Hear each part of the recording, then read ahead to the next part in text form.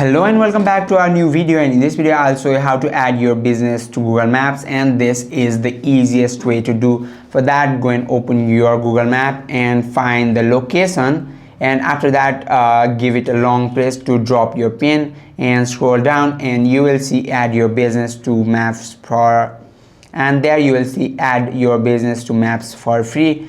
Tap there, and now you need to sign in and after that you need to wait for a few seconds, and now you need to enter your business name, business category, and then tap on next, and you need to fill in some details about your business, what kind of business it is, what kind of services it provides, if it is home based or does it.